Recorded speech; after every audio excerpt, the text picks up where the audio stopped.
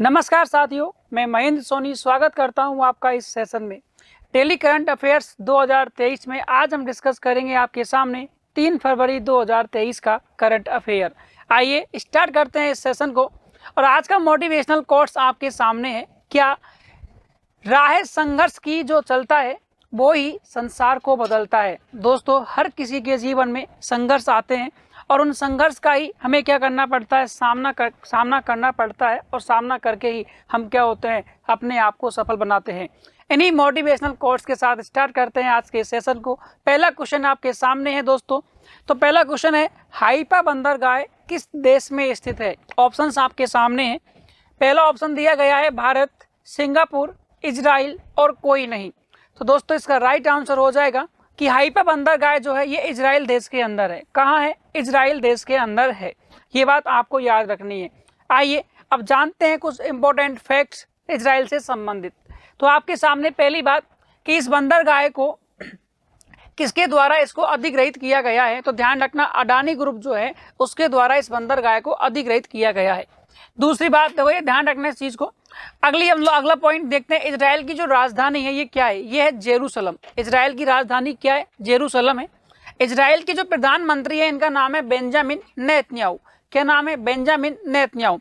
और जो इजराइल की जो राष्ट्रपति है इनका नाम है इसाक हर्जोग। क्या नाम है? इसाक हर्जोग इनके यहाँ के जो राष्ट्रपति है उनका नेम है। और यहाँ की जो संसद है उसे क्या कहा जाता है? नेसेट कहा जाता है। तो ये सभी फैक्ट्स आपको याद रखने हैं। दोस्तों, ये हाइपा बंदरगाह इसलिए भी चर्चा में है क्योंकि आज से लगभग काफ़ी वर्ष पहले जब प्रथम विश्व युद्ध चल रहा था 1914 से 1918 तक, तो 1918 में होता है हाइपा का युद्ध। कब होता है? 1918 में हाइपा का युद्ध होता है। और उस युद्ध के अंदर भारतीय सेना लड़ने के लिए जाती है और उस सेना का जो नेतृत्व किया जाता है वो दलपत सिंह के द्वारा किया गया था। इसलिए भी ये क्वेश्चन हमारे लिए काफ़ी क्या है, इम्पोर्टेंट है। चलते दोस्तों अगले क्वेश्चन की ओर। अगला क्वेश्चन आपके सामने है, गुजरात मैरीटाइम क्लस्टर के पहले सीईओ किसे नियुक्त किया गया है। ऑप्शंस आपके सामने हैं, अमनप्रीत सिंह, सिद्धार्थ शर्मा, माधवेंद्र सिंह है दोस्तों, ये माधवेंद्र सिंह, ज्ञानेंद्र प्रताप सिंह। तो बताइए यहाँ राइट आंसर क्या हो जाएगा? तो इसका राइट आंसर हो जाएगा माधवेंद्र सिंह जो है इन्हें गुजरात मैरीटाइम क्लस्टर के पहले सीईओ नियुक्त किया गया है। तो ये बिल्कुल राइट आंसर आपके सामने हो जाएगा। देखिए अब अमनप्रीत सिंह, इसके बारे में मैंने आपको बताया था कि इन्हें हाल ही में भारतीय वायुसेना का उप प्रमुख नियुक्त किया गया है। किसके स्थान पर आए थे? संदीप सिंह के स्थान पर। तो ये कौन है? ये भारतीय वायुसेना के उप प्रमुख हैं। भारतीय वायुसेना के उप प्रमुख हैं। भारतीय वायुसेना के क्या हैं? ये उप प्रमुख हैं। ठीक है। दूसरा, सिद्धार्थ शर्मा क्या है? इनके बारे में मैंने आपको बताया था, ये टाटा ट्रस्ट जो है उसके सीईओ हैं। ठीक है। ये कौन है? ये टाटा ट्रस्ट जो है इसके सीईओ हैं। टाटा ट्रस्ट के सीईओ हैं। अगला, असम के नए डीजीपी इनको नियुक्त किया गया है। असम के नए डीजीपी। ठीक है। तो ये भी आपको पॉइंट्स जो है ये भी आपको याद रखने हैं। चलते हैं अगले पॉइंट की ओर, अगले क्वेश्चन की ओर चलते हैं दोस्तों। अगला क्वेश्चन आपके सामने है, उत्तर प्रदेश राज्य की पहली महिला पुलिस कमिश्नर किसे बनाया गया है। ऑप्शंस आपके सामने हैं, लक्ष्मी सिंह, अनुष्का शर्मा, हरमनप्रीत कौर और कोई नहीं। तो इसका राइट आंसर हो जाएगा लक्ष्मी सिंह जो है इसे हाल ही में उत्तर प्रदेश राज्य की पहली महिला पुलिस कमिश्नर बनाया गया है। ठीक है। अब देखिए ये हरमनप्रीत कौर, ये भी आपको पता है हाल ही में इन्हें प्यूमा इंडिया का ब्रांड एम्बेसडर, नियुक्त किया गया है। प्यूमा इंडिया का क्या बनाया गया है? इन्हें ब्रांड एम्बेसडर नियुक्त किया गया है।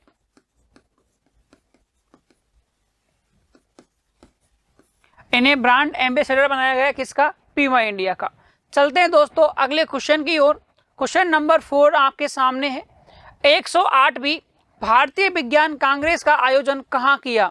Option A Jaipur, option B Delhi, option C Nagpur और ऑप्शन डी बेंगलुरु। तो दोस्तों इसका राइट आंसर हो जाएगा, हाल ही में आदरणीय प्रधानमंत्री नरेंद्र मोदी जी के द्वारा 108वीं जो भारतीय विज्ञान कांग्रेस का जो आयोजन किया गया है ये नागपुर के अंदर, और उन्होंने वीडियो कॉन्फ्रेंसिंग के माध्यम से इसके अंदर हिस्सा लिया था। तो इसका राइट आंसर हो जाएगा नागपुर। ठीक है दोस्तों, अब देखिए इसके अंदर आपको एक फैक्ट यहाँ देखना है कि हाल ही में आरबीआई की report I, reserve bank of India की एक रिपोर्ट आती है और उसके अनुसार सर्वाधिक जो जीएसटी जो प्राप्त हुआ था, गुड्स एंड सर्विस टैक्स जो सर्वाधिक प्राप्त हुआ है, ये किस राज्य से हुआ था? ये महाराष्ट्र राज्य से प्राप्त हुआ है। ये भी आपको याद रखना है। ठीक है, जीएसटी जो है सर्वाधिक किससे मिलता है? महाराष्ट्र राज्य से। और ये जो जीएसटी था ये कौन सा संविधान संशोधन? 101 संविधान संशोधन से संबंधित है। चलते दोस्तों अगले क्वेश्चन की ओर। अगला क्वेश्चन आपके सामने है, एम सुब्बा रायडू को किस देश में अगले उच्चायुक्त के रूप में नियुक्त किया गया है? ये भी अच्छा क्वेश्चन है। तो आपके सामने दे रखे हैं देशों के नेम, कोमोरोस, सऊदी अरब, जापान और नामीबिया। तो दोस्तों इसका राइट आंसर हो जाएगा नामीबिया। क्या हो जाएगा? नामीबिया जो है, नामीबिया देश के अंदर एम सुब्बा रायडू को भारत की ओर से अगला उच्च आयुक्त क्या किया गया है? नियुक्त किया गया है। और आपको पता है हाल ही में नामीबिया से भारत के अंदर 8 चीते लाए गए थे, जिसमें से 5 मादा चीते थे और 3 क्या थे? नर चीते थे, जिनकी जो आयु है ये कितनी थी? लगभग 4 से 6 साल के मध्य में इनकी आयु थी। और इनको कहाँ छोड़ा गया?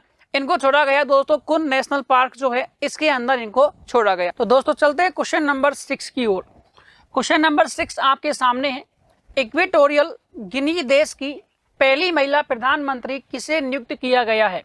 ऑप्शंस आपके सामने हैं, मैनुअल रोका बोटे, लियो वराडकर, दीना बोलुआर्टे और नताशा पर्क मूसर। ठीक है, तो दोस्तों बस बताइए इसमें से कौन सा राइट आंसर हो जाएगा?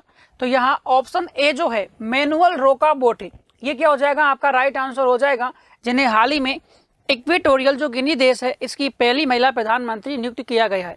अब आपके दिमाग में आ रहा होगा कि सर ये इक्वेटोरियल गिनी क्या है?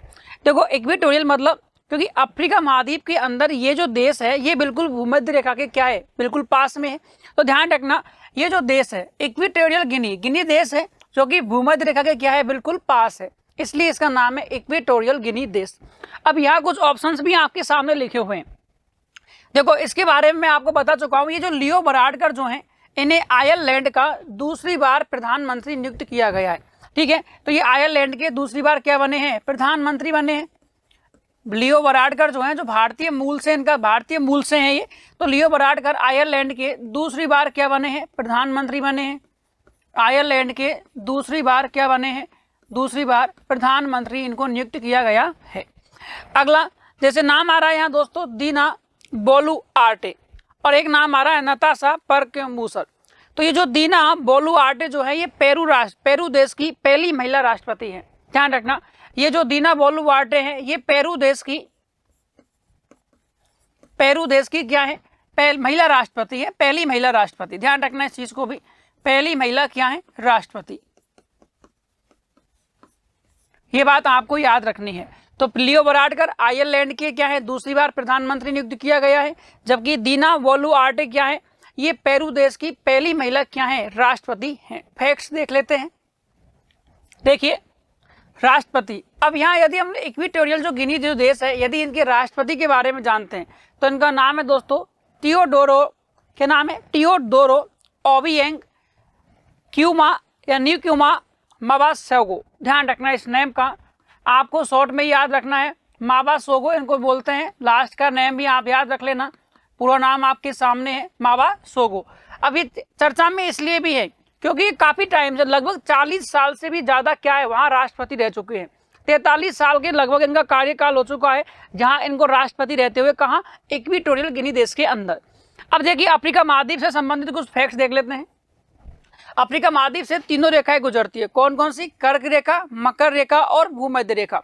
अब देखो दोस्तों सबसे इंपॉर्टेंट पॉइंट जो आपके सामने है, ये आपके सामने लिखा हुआ है कि अफ्रीका महाद्वीप में जो भूमध्य रेखा है, जिसको 0 डिग्री लाइन भी हम लोग बोलेंगे, ये बिल्कुल विक्टोरिया झील से गुजरती है लगभग ना। इस चीज को भी आपको ध्यान रखना है। तो विक्टोरिया झील कहाँ है? अफ्रीका महाद्वीप में।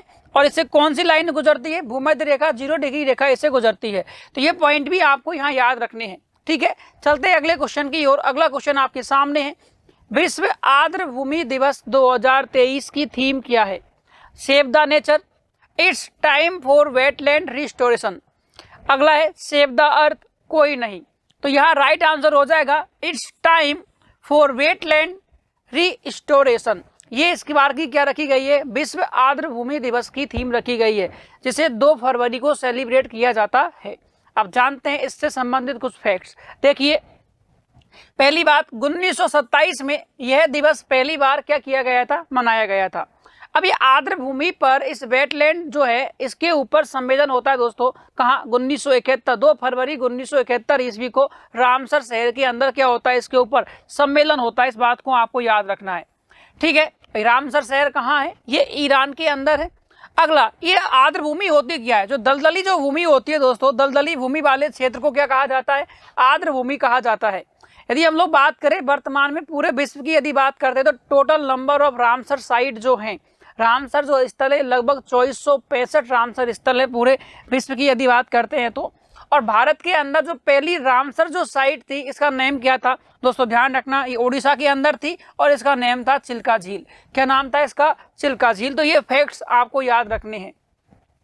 चलते हैं अगले क्वेश्चन की ओर। अगला क्वेश्चन आपके सामने है, भारतीय सेना द्वारा तोपची अभ्यास कहाँ पर आयोजित हुआ दोस्तों, राजस्थान, महाराष्ट्र, पंजाब, गुजरात।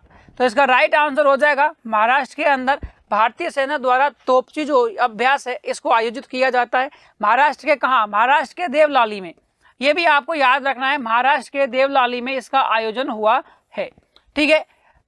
अगला क्वेश्चन देखिए, क्वेश्चन नंबर 9 आपके सामने है, भारत किस देश के साथ सेमीकंडक्टर उद्योग में सहयोग के लिए टास्क फोर्स का गठन करेगा। इंपॉर्टेंट क्वेश्चन है ये दोस्तों। तो भारत सेमीकंडक्टर उद्योग में बढ़ावा लेने के लिए, उद्योग में सहयोग के लिए टास्क फोर्स का गठन करने वाला है, और ये करेगा दोस्तों रूस के साथ, चीन के साथ, जापान या अमेरिका। तो यहाँ आपका राइट आंसर हो जाएगा कि ये अमेरिका के साथ में क्या करेगा, इस टास्क फोर्स का गठन करेगा। ये बात आपको यहाँ याद रखनी है। अब ये सेमीकंडक्टर अर्धचालक क्या होते हैं, कुछ पदार्थ ऐसे होते हैं जिनके अंदर चालक और कुचालक दोनों का गुण पाया जाता है, क्योंकि ताप के आधार पर डिसाइड किया जाएगा, ठीक है। उन्हें कहा जाता है सेमीकंडक्टर। जैसे आपके सेमीकंडक्टर के उदाहरण यदि मैं आपको बताऊं तो डायोड हो सकता है, ट्रांजिस्टर हो सकता है, ये सभी क्या हैं, आपके सेमीकंडक्टर हैं। आइए दोस्तों चलते हैं क्वेश्चन नंबर नेक्स्ट। हाल ही में पतंजलि फूड्स लिमिटेड के साथ समझौता करने वाला राज्य है। देखो, पतंजलि फूड्स लिमिटेड, ये आपको नाम याद रखना है। पतंजलि फूड्स लिमिटेड जो है इसके साथ हाल ही में नागालैंड जो राज्य है इसने क्या किया है दोस्तों, समझौता किया है। अब क्यों किया है, क्योंकि नागालैंड के अंदर जो पाम ऑयल जो होता है, ताड़ का जो तेल होता है, उसके प्रोडक्शन को बढ़ावा देने के लिए, या ताड़ का जो तेल होता है उसके उत्पादन जो उत्पादक करता है उनको प्रोत्साहित करने के लिए ये नागालैंड सरकार ने पतंजलि फूड्स लिमिटेड के साथ क्या किया है, समझौता किया है। अब ध्यान रखना, यदि हम पाम ऑयल की बात करते हैं तो पाम ऑयल उत्पादन में यदि हम देखें तो विश्व के अंदर पहले स्थान पर आता है इंडोनेशिया। ध्यान रखना, पाम ऑयल प्रोडक्शन के अंदर, पाम ऑयल प्रोडक्शन इसको बोलते हैं ताड़ का तेल। क्या बोलते हैं, ताड़ का तेल। तो ताड़ का तेल जो है इसके प्रोडक्शन में, ताड़ का तेल, ठीक है, पाम ऑयल, इसके प्रोडक्शन में पहले स्थान पर कौन है, इसके प्रोडक्शन में पहले स्थान पर कौन है, ध्यान रखना, इंडोनेशिया।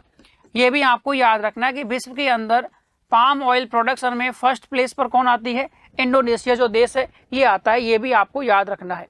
दोस्तों चलते हैं आज के इम्पोर्टेंट जीके सीरीज पार्ट 3 के ऊपर। तो देखिए, इम्पोर्टेंट जीके सीरीज 3, अब इसके अंदर कुछ क्वेश्चंस है जो आपकी जीके को करेंगे मजबूत, ठीक है। तो आइए देखते हैं कुछ फैक्ट्स।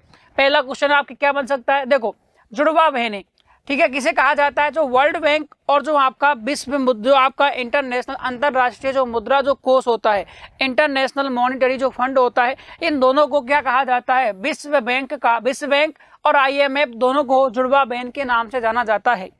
WTO का हेड क्वार्टर कहाँ है, वर्ल्ड ट्रेड ऑर्गेनाइजेशन, इसका जो हेड क्वार्टर है ये दोस्तों जिनेवा के अंदर है, और ये जिनेवा कहाँ है, स्विट्जरलैंड के अंदर है। IMF जो है इसका नवीनतम देश कौन है, इसका नवीनतम देश एंडोरा है, और ये एंडोरा क्या कौन से नंबर का देश था दोस्तों, ये 190वें नंबर का देश है। विश्व आर्द्र भूमि दिवस कब मनाया जाता है, 2 फरवरी को मनाया जाता है।